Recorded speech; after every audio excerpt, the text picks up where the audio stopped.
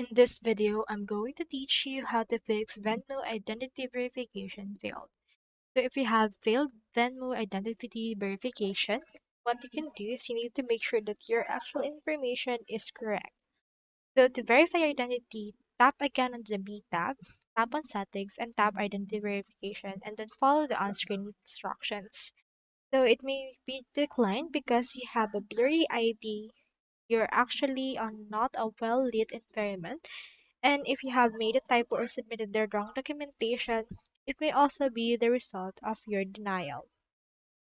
So, on this case, what you can do is you can head over to the Venmo app again and gain access to your Venmo balance by going over and then following the documentation that was required on Venmo. Just restart the verification again and make sure that you're on a well environment, you have the correct documents, and it's not blurry when you scan it. So that's all there is today, and I hope this video helped you out.